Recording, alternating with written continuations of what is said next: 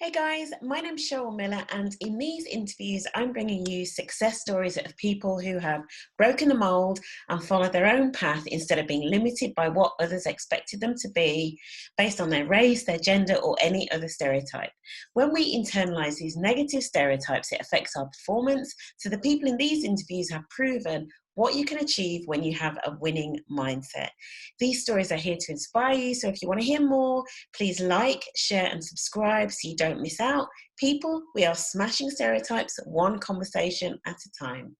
So let's do this. So Katrina Douglas has got a stellar background in marketing. So after climbing the corporate ladder, becoming head of UK marketing for a well-known internet brand.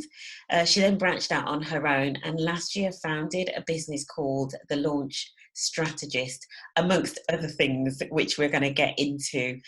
So welcome, Katrina. Thank you so very much for giving up your time to do this. Thank you so much for having me, Cheryl. It is an absolute pleasure. You know, so often we're connected to people on LinkedIn and we don't actually take that relationship further. So actually to be able to connect with you kind of in real life virtually is amazing. So thank you for having me. Yeah, and I thought, in terms of doing the interviews during this time, I thought actually, because we have these lists of people that, we need to catch up with, we need to grab Yeah. coffee, and it never happens. And Yeah. for me, I think this situation has forced us into, connecting in these different ways, as you say, with people that we probably never would have done. Exactly. Yeah. Okay, so tell us, let's start from the beginning. Tell us a little bit about you. So, I know that you're in Luton currently, so that's your base, but tell us about your early years. So where were you kind of growing up and what was that So about? I was born and raised in Northwest London. So I'm a Londoner born and bred. Had my first, got my first job there, went to university in Uxbridge, studied marketing, got married really young. I guess, I don't know how much of this you want. I guess there's an overlap. It's difficult to kind of, Yeah. yeah. How young were you? I was 20 when I got married. Okay. I guess they would call it my high school sweetheart. We had been in the same class in secondary school. Started my career simultaneously around starting my family. When I had my second child in 2008, moved out of London, always been in marketing. So I had images of being an interior designer. Actually didn't do the right kind of GCSEs to kind of do it. Okay. Landed in business, loved the marketing module, did a marketing degree, became a marketing assistant, worked my way up the ladder for 10 years, and moved out of London in 2008. So that's kind of my background. Yeah, it's interesting you talk about getting married quite young. So I too got married quite young. Yeah. So I was 19. Wow. Just a baby. I don't know if you're like, but I look back now and I'm thinking, gosh, that's so young. Like, I know, right? Like, my son is 16 and I'm just like, the thought of him getting married in 3 years' time is just like, no way. Crazy, isn't it? So you grew up in London. Tell us about some of maybe the early influences on your life. So, when you look back, are there any particular individuals or any, kind of stories or incidents that you think that had a massive impact on me, whether positive or negative? Yeah, I think a number of things. So 2 things stand out. One was my gran, and so she was, I guess, Guyanese, came over here when she married my husband, my granddad at 21, and she was just, I remember her. She was, for me, she just epitomized beauty and what I wanted to be, not just physically, but she was the type of person that when you encountered her, you encountered warmth. Right. And yet she had such poise and professionalism and was just epitomized kind of class. Was a stay-at-home mum for many years, but then in her 50s or 60s got a degree and kind of had that career. And so for me, she epitomized what it means to be an incredible wife, but also an incredible businesswoman, and professional, and a combination that even now you don't really see spoken about a lot. But my desire was always to excel professionally, but also be an incredible wife and be that wife that we don't really hear about anymore. That isn't. So I wanted both. And there is this sense that you can have everything, but not at the same time. And I believe that to a degree, but she was that person that epitomized that for me. Yeah, that's brilliant. So you mentioned that she did a degree like in her 50s. Yeah, yeah. Oh, And yeah, so she was probably my biggest influence. And I have an event which I guess we might touch on later, but it's called Legacy. And yeah. for me, it was my tribute to her. It was my tribute to her. And so she has influenced so much of who I am, Yeah. And what I do. So that was the first influence. The second thing was my parents are incredibly entrepreneurial. And I remember I was raised in a council property. My mum was on benefits, which was ironic because that's not the lineage she came from, but life happens. Yeah. Life happens. But I remember she said to me, I can't remember, I must have been, I guess, about 15, and we lived in this council house. And she said to me, we have to move and we're going to do a mutual exchange. And it's going to be to a smaller place, but it's going to be in central London because the value is much higher. And then what we're going to do, we're going to sell it, and then we'll just have a better life. We'll just have a better life. Wow. And I remember at the time, there were people on the estate in her friendship group. They're like, what are you talking about? You're never going to be able to afford a house. You live in a council flat and you live on benefits. And my mum was always like, no, that's not what we're doing. Yeah. And I couldn't understand. I remember I cried leaving the council estate. I cried. And I always remember that conversation. She said, we're doing it for a better life. On the back of that, my mum bought and sold multiple properties. She's just built a 6-figure business in the last 12 months. But, you know, that in the last 2 years, but that was based on 20 years of experience. It wasn't an overnight success. She owns a care business. And so I've lived through experiences like that. Yeah. And, you know, my children now, they don't know what it is. There's nothing, you know, we start where we start. But my children don't know what it's like to have free school meals or live in a council. But that's not a reality that they have ever experienced. And the reason they haven't is because one day my mum decided that actually we're not staying here. And I don't care what friends on this estate are saying that we can't. Actually, we can and we will. Yeah. And just the ingenuity of her saying, we're going to get a mutual exchange to a better area so that we can buy it and we can sell it. And I kind of like...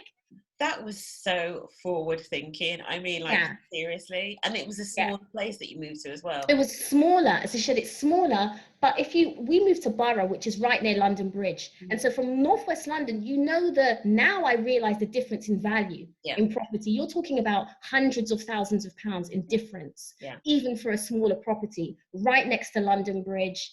Now, and she was like, we're only going to swap to good areas like that. So when it came up, and it was, and so I'm just like, these are the things that have shaped me.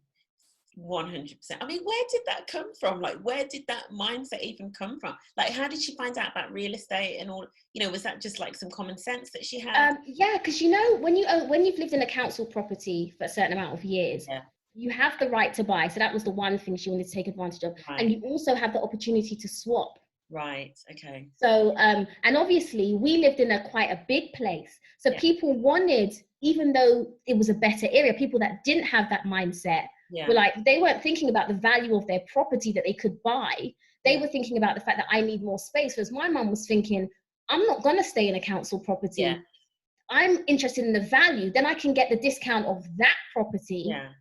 And then we move. Yeah, I mean, she was thinking very long term, wasn't she? Yeah. She was thinking, which a lot of people don't do they? They're often thinking in the here and now, and a lot of decisions are made based on the here and now. Yeah. Yeah.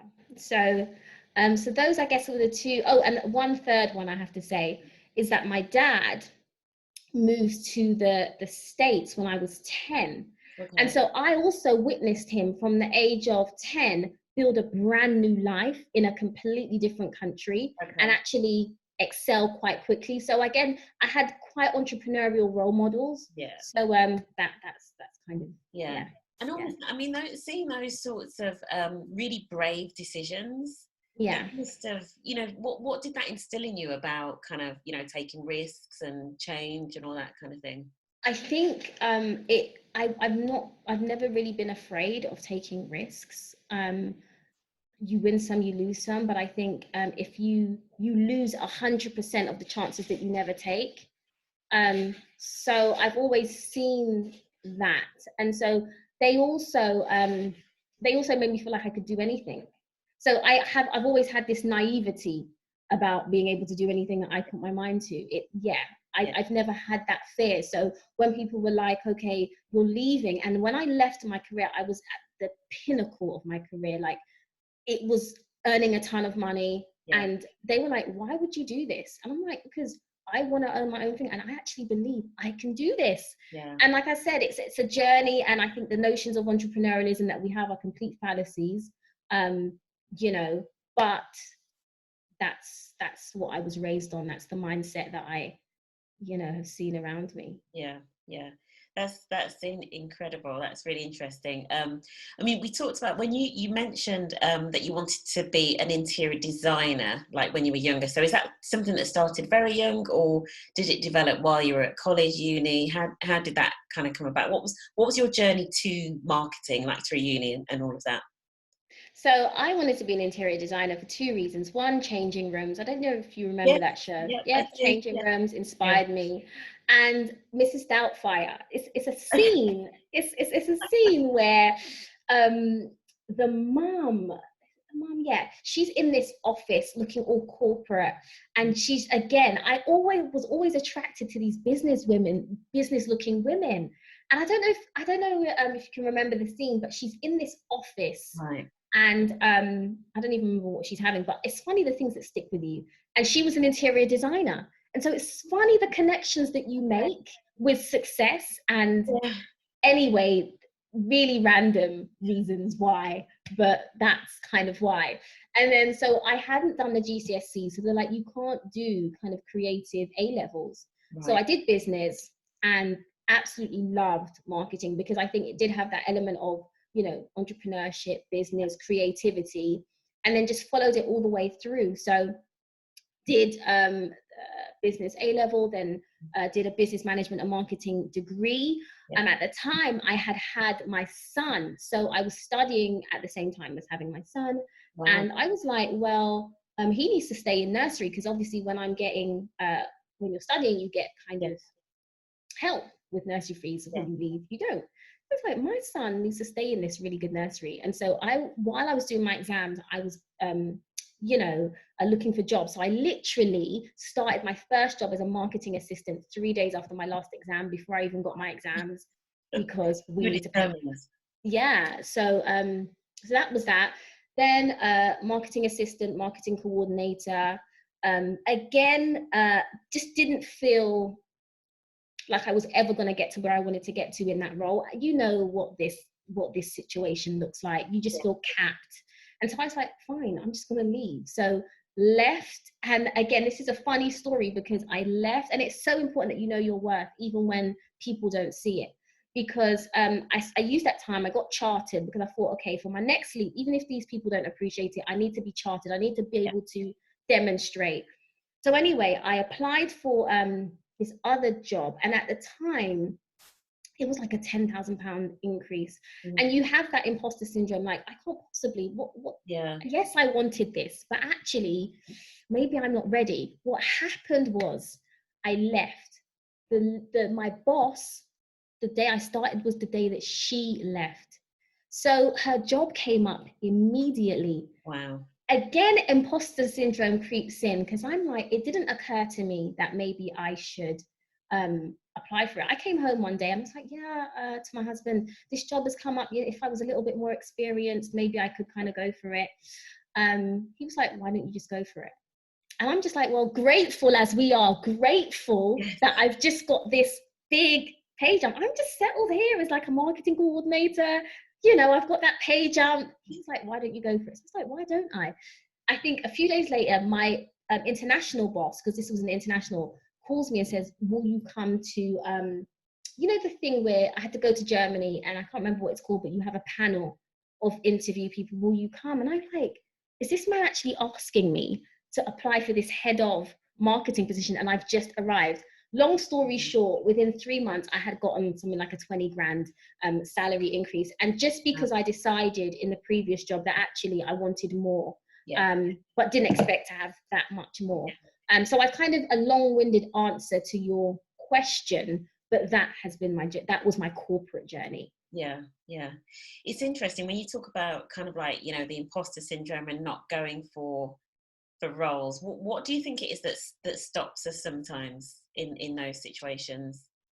I think sometimes, as much as we say that, you know, we think we can think for ourselves and we're driven and all of that, I think that the perception that you feel from those around you influences you. And so for me, it was this position of, I had just come from a job where they had promoted a man over me um, twice. Um, they saw me, and I think it doesn't help sometimes that we look so young for our age. Yeah. Um, and so I just felt overlooked, and that was the place that I was coming from. So as driven and ambitious as I've always been, I think that you do internalize that. And so then there is this thing of being grateful when you feel like, I wasn't looking at it as the position of, I'm adding value. I have trained now for many years, worked my butt off to be this good. I'm qualified for this. My perception was I should be grateful for the £10,000 raise. Not that I am so worth this and more. That wasn't my mindset. It was like, I should be grateful, you know? And so I think for me, that's where it came from. And it's taken me a long time for us to, I guess, uncondition us from this place of, yes, we should be glad for everything that we have, but actually I bring something to this room and to this table. You're not giving me something. This is a mutual exchange of value going on here, you know? So yeah. It's that mutual exchange again. It's a mutual exchange, absolutely. I mean, it's a good job that your husband said to you at the time, just go for it, you know. And obviously the stats tell us that men are more likely to just go for it, even when they don't necessarily feel you know, that they're ready for it. It's interesting when you said that about internalizing, and you talked about you know, a situation where you know, other people have been promoted above you, and kind of what that does to your kind of like your confidence or your sense of whether you can go for something. How do you sort of like rebuild, you know, sort of like after that? I guess it's different different for different people, but for me, I've always been a reader and a reader of self-development books. And so for me, that's been huge. And just reprogramming my mindset, and actually just having these epiphanies as I'm reading, like, actually I actually can, because and I think with personal development, there's always higher heights to go to. And I'm one of these people, like, you never arrive. Like, the minute you think that you've arrived and that you know it, and that, you know, there's always someone that is further ahead of you that knows more than you. And I think just as much as there's this balance between appreciating that you are amazing and also appreciating that you've still got a ton to learn. Like, the more you know is the more you realize that you don't know, and staying humble in that regard, without, I don't think humility is belittling yourself or seeing yourself small or lesser than, but it's just appreciating that actually I haven't arrived. I've still got a ton to learn. There's still people that can teach me a lot of stuff, and being open to that. So yeah. Tell me a bit about it. So you mentioned books, and one thing, so I love books. Like, I'm a big believer in the power of books, you know, to really sort of like transform the way we think. So what are you reading right now? What is it called? David Goggins. You can't. I've got it on Audible here. You can't hurt me, by David Goggins, and he is a Black Navy SEAL. Just had the most traumatic childhood, and, you know, one of those rags to riches stories, but just incredible, just incredible. Like, Navy SEAL, rose to the top of his ranks, and, you know, every now and again I need to pick up a good autobiography. So that's kind of what I'm dipping into. Good. And what is some of your favorite books? So in terms of, you know, personal development, or, you know, sort of business books for entrepreneur, what are some of your favorites? I love The Slight Edge. Okay. I can't remember who that's by, but it's just that, have you read it? Are you familiar with it? I've heard of it. I've heard a lot of people mention that one. Yeah. It's really great, and it's just this idea of every day just doing a little it's the idea of compound interest. Okay. That, you know, just little things every day, and the what that can do, and just the consistency and discipline of that. The other book that I absolutely love is Essentialism. Okay, I haven't heard Essentialism. It is the pursuit of the something pursuit of less. Okay. And it's just this idea of not having less, but actually being focused on fewer things, and just going relentlessly at just one or two things, just focus and just being brilliant at that one thing. And just really removing everything that isn't essential. So yeah, those are two books that I really love. There's probably 10 million more, but I think those are two that I really love. Cool. So let's come a bit more up to date now. So tell us about what you're doing. And you mentioned the Legacy Conference. So why don't you talk about that and what your inspiration was for starting that? Yeah, so I guess I'm now known as a launch strategist. Like I've said, I was in marketing for 14 years, but I reached that point where, again, you feel like just because you've done something your whole career, you feel like you have to stay there. Yeah. And I reached the point where it's actually, I love marketing. It will always be part of what I do. But actually what I feel called to is more than that. When I looked at my career, I realized that actually what I've done for the last 14 years is mostly launch stuff. Okay. And so as much as, I'm one of these marketers that I do believe in niching down, go narrow before you go wide. Yeah. So I thought, but typically I never did that. I was always this general marketing kind of strategist. So last year I decided that actually I'm going to go full hog. I'm going to become a launch strategist and just focus on launching. Okay. Based on my 14 years of experience, I came up with a framework, the 6 Ps, based on the 6 things that I believe cause most launches to fail, and developed a framework around that. Now, the idea is that I didn't just want to launch things like courses or online solutions, which is great. Yeah. Great. I didn't want to do that. For me, everything that I do is about legacy. Is whatever you're launching, I think I want to help people launch projects that are significant, that are about long-term commercial success, but are about purpose, they're about legacy. So I don't actually work on like courses or launching events. There's other people that I will actually recommend or refer you to. I do big, significant launches that are about, I want to put a nail in the sand and say, this is going to be around. Those are the launches and that I work on. So Legacy was a spin-off of that. So I guess my grand passed away in 2012. A lot of emotions around that. Still haven't gone to where she's laid to rest. But I felt like I needed to do something for her. I needed to do something that if she was here, she'd be like, I'm proud of you. Yeah. And that's where that came from. So last year I launched the Legacy Conference. And I launched it on the day of her passing, 7 years after the day of her passing. I launched it in a venue stone's throw away from where she lived with my granddad for 50 years. And it was me saying, this is for you. This is me passing the baton. This is me depositing everything that I've learned over the last 14 years into these people, into this room, so that they can go off and build legacies and launch something significant, launch something sustainable, launch something that isn't going to be this kind of 6 figures in 6 months, like we're just going to earn some money, but actually this is going to be around 10, 20, 15 years, and this has your name on it. And that's what legacy is about. It's my passion project. It's the part of my business that I should probably think about money more, but it's just like, I just want to sow and pour into these people in the room. And yes, it does have a significant price tag, but that's not my motivation. It's very much about, let's build something significant here and sustainable. So that's I mean, there are so many things wrapped up in that, I can tell. And there is some similarities. So I lost my grandmother last year, and she was a really big influence on me as well. So I totally get that, as you're explaining it.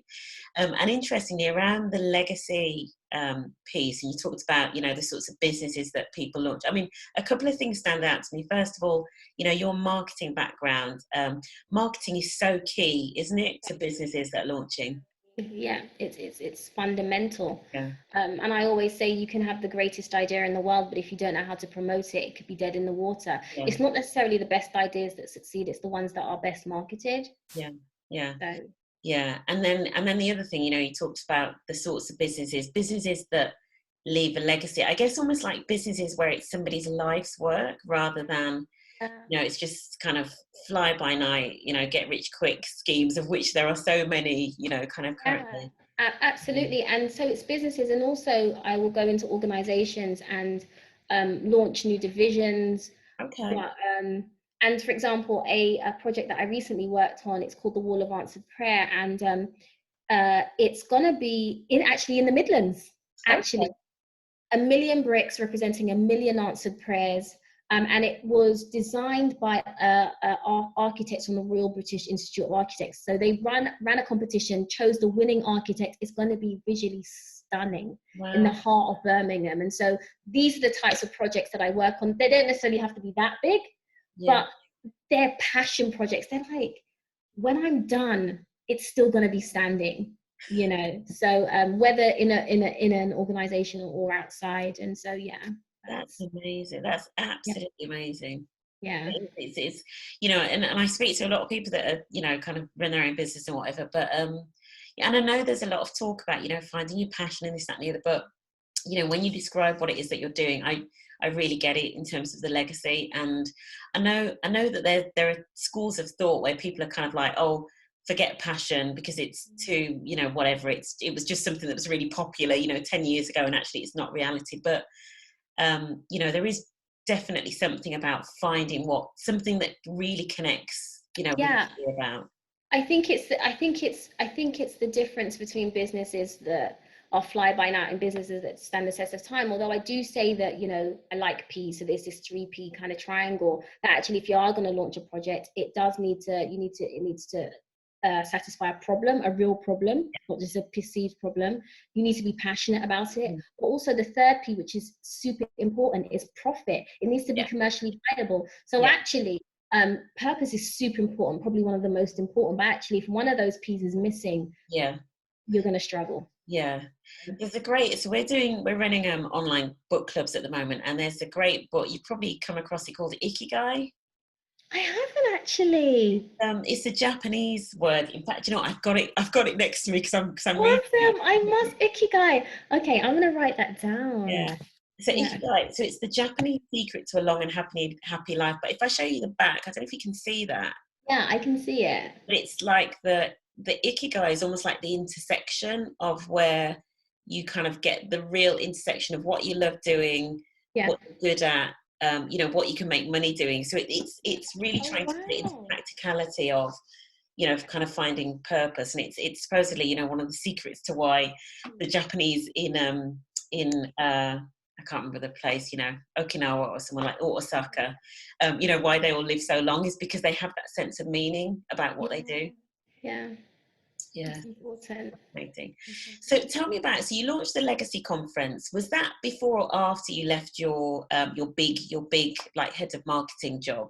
Oh, that was after. So I left my head of marketing job in 2015, but Okay. that's another story in itself. I think the Yeah, how transition. did that feel? How did you get the courage to do that? Because I worked with somebody on like sort of our coaching and retreats and stuff, and she was saying that, so she's left her job recently, and people were sort of saying to her, "Oh my God, you're so brave, you know, to do that," you know, but they almost say it in a way that makes her think, you know, am I brave or stupid Yeah, or yeah, yeah, exactly. Is that a compliment or yeah, a exactly. backhanded? Yeah, yeah.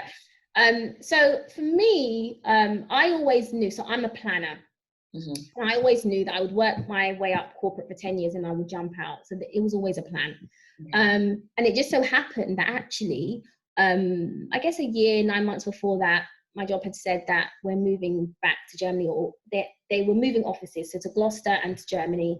Obviously, I wasn't moving to Gloucester or Germany. So, and I was like, okay, perfect. I'm going to have money to leave. Like, perfect. I'm so here for redundancy.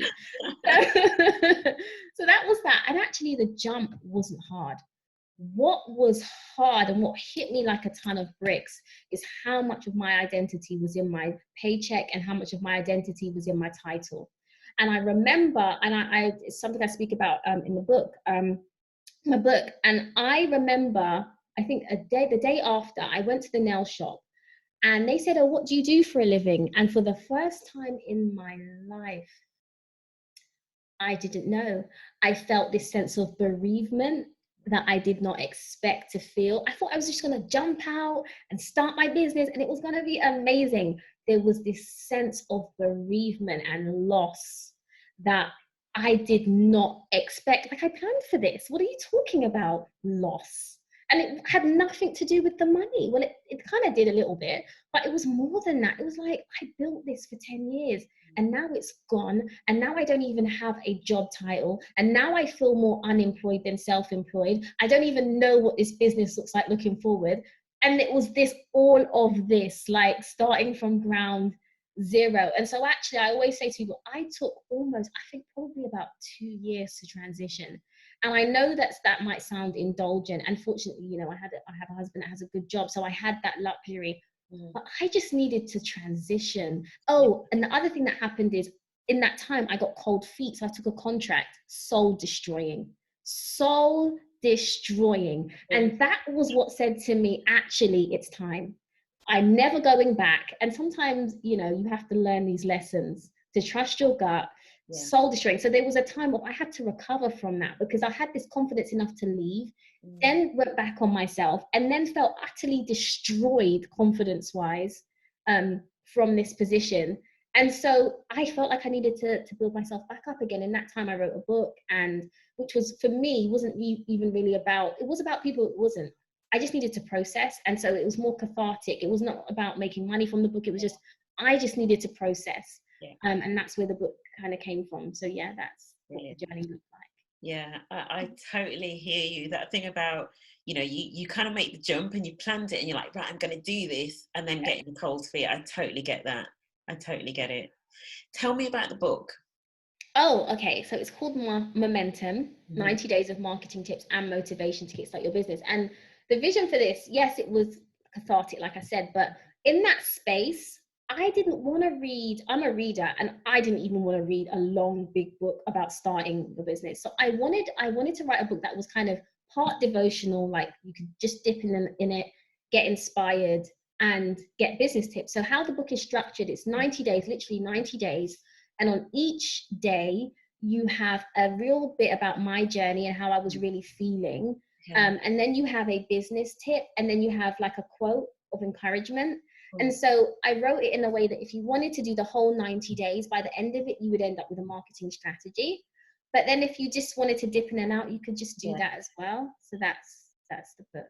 I love it. I love it. I'm going to have to get some tips from you because I wrote a book last year. I need to turn it into some sort of journal. So I need to get some Absolutely. definitely. And then so tell me about the Launch Strategist and what it is you do. And again, I guess how you built that business up, and any, you know, kind of thoughts of imposter syndrome, all of that, you know, the challenges that you had in getting that off the ground. Yeah, I think because I guess I started this entrepreneurial journey quite a few years ago, for me, it's taken a lot longer, I guess, than, I don't know if it's normal or what, but it took me a long time to find, okay, what fits, what works commercially and what works in terms of my passion. And that only happened really last year. And so I did have kind of clients before that, but actually when in fact, it was hiring a coach that made all the difference. She was like, what you do is launch. And you know, someone can say one thing and it changes everything for you. And so that's another bit about hire a coach, invest in a coach. Side note. Agree. Yeah. Invest in a coach. It changed everything for me. And so it really helped me get clear on actually where my niche, where my sweet spot was.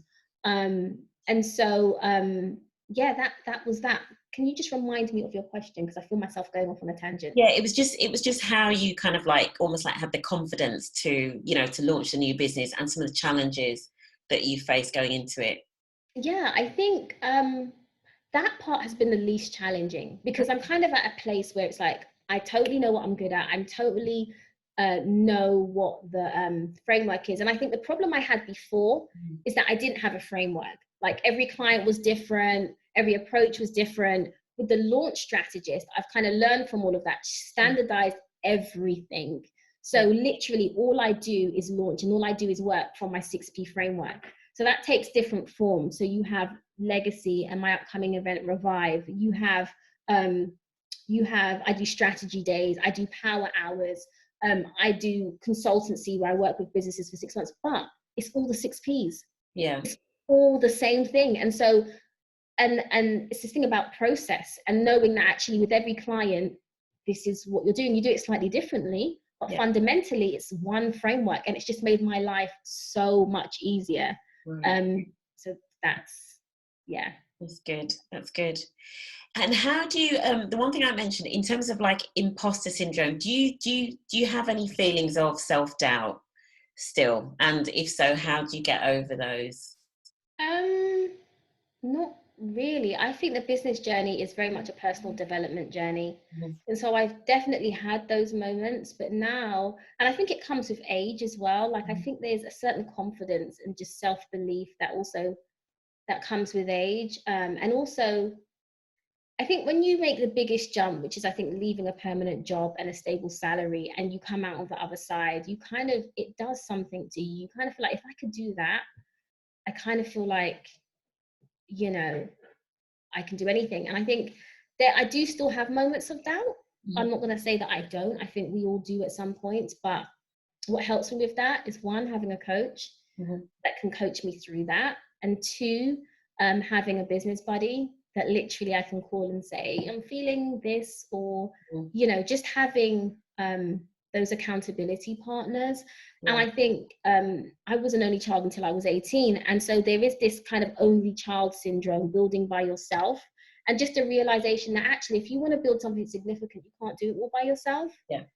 Um, so I think those things have really helped me overcome and continue to overcome when I have those moments of kind of doubt. Yeah. Yeah. Cool. And I'm almost towards the end of the questions, but the one that I like to ask is, we talk about like grabbing coffee and catching up with people. If I'm going to ask you to think about one person, like a public figure or celebrity or entrepreneur or whoever, can you think of one person that you would love to grab coffee with, alive or dead? Anybody in the world, who would it be and why? Wow. Okay, now this might be unexpected, but I would say Jesus. Okay. I would say Jesus. Um, yeah, that's what I would say. And that's interesting. And does your faith play a big part in your work? Do you believe that that has shaped, how you work? Massively, Yeah. massively. It's so funny for me. I felt that my purpose in life um, is very much in business. So in the same way that some people think that it's to be, a pastor or a minister, I Yeah. think that as someone of faith, whether you're called to the pulpit or public facing sphere, like my clients typically aren't Christian, but Mhm. that it affects, and it's not something some of my clients will never know that I'm a Christian. It's not Yeah. something but I think it shapes how I treat people. It Mhm. shapes the fact that I am so legacy driven. I think it shapes the fact that fundamentally I care about who you are above everything. I Yeah. care about your success. It drives everything Yeah. from that point of view. So yeah, and I think with this spin of it as well, it's the fact that Jesus didn't do any marketing, and yet he's probably the most prolific figure. And I'm like, how did you do that, Lord? Like, So true. It was all referrals. yeah. So yeah. Mhm. Great. That's great. What keeps you positive and what drives you? So how do you stay so positive and driven? Mm, I'm really grateful for life. Like, I think this gift that we have called life that we get to wake up to every morning. Like, I always say, if nothing else happens to me, good happens to me in my life. If this is it, I'm good. Like, there's so much more I want to achieve. But actually, no one has a perfect life. We all have things that we're battling. But I mean, I live in a nice home. I have a good marriage. I have family. I have a support network. Like, life is good if, yeah. And Yeah. it's just, I'm very glass half Yeah. full, I think. Yeah. Something Yeah. there is something about being contented, isn't there? Being Yeah. content, because Yeah. if you can never be content, that's when we get into the cycles of wanting more stuff, and to just keep achieving and achieving and achieving almost for the sake of it, because you're never Yeah. quite content with where you are. Yeah. Yeah. So What are some of the biggest lessons that you've learned so far, whether that be kind of like in business, in life? that people are the most important thing. Um, yeah, relationship is the most important thing. Yeah. I guess it's that quote, like, people will always remember how you make them feel. Mm-hmm. And I think throughout my career, I've always been able to go back to employers, or, you know, there's this thing about not burning bridges. Yeah. Even if you are going to jump out and start your own thing, do it with integrity. Yeah. Even if, like, don't burn bridges. Yeah. Like, you know, it's important. So there's a couple of things wrapped up in that. Yeah, so people are the principal thing, even when you are building a profitable business, not to burn bridges, which is part and parcel of that. And also a big one, when I first started, it was all about passion, and its purpose. It's super important. But you have to have your commercial head on. If you want to succeed in business, you have to think about the profit. You cannot be shy about that. So I think those are the biggest things. Yeah. Perfect. And then finally, what advice would you give your younger self, or somebody else that's starting out and maybe they are, you know, kind of battling with, you know, sort of like self-confidence, or kind of feeling as though, you know, they're the only one like them in the room, and so how do they get ahead? You know, what advice would you give them? I think don't go it alone. I did it by myself for too long. Yeah. Like, even if you can't afford a coach, like, get some sort of mentor or support network. Just don't do it by yourself. So yeah, that's what I would say. Get the advice. Don't be afraid to ask for help. It's not a weakness. So that's what I would say. Yeah, I totally buy into that. I mean, I had a coach for all of last year when I was like trying to get through my book and stuff, and it was just invaluable, you know, just having somebody to keep, not just to keep you focused and keep you accountable, but just to ask you the things that, you know, needed asking. Do you know what I mean? Absolutely. So yeah, that's it. Brilliant. That's been absolutely perfect, Katrina. So in terms of where can people find you, in terms of, if, you know, if they want to connect with you, etc., they want to find out more about the Launch Strategist, do you want to just give your handles or your website and stuff? Cool. So LinkedIn, I live on LinkedIn. Like, that's my favorite social media channel. So you can definitely connect with me there. I'm on there every day, do a LinkedIn live every Wednesday at 1 p.m. So you can find me there. And then also my website, thelaunchstrategist.com. So those are two places that you can find me. Perfect. And also I have a podcast as well called The Launch Strategist, which you can find on any major kind of podcast provider. So cool. I'll have to check that out. That's been brilliant. Thank you so much for joining me, Katrina. Thank you, Cheryl. It's much appreciated, and I've thoroughly enjoyed our conversation. Yeah, and hopefully we will meet in the real. Yes, absolutely. When you're up in Birmingham working on that commission, that sounds amazing. Yeah, I've actually stopped now. Like, I ended that project in January. It's still going on. Okay. I was on it for 3 years, but no, definitely I can see myself coming up north at some point, and it would be great. And we will do that. Catch up. Yeah. Perfect. Okay, and thanks very much for watching, guys, and I'll see you next time. Bye. Absolutely.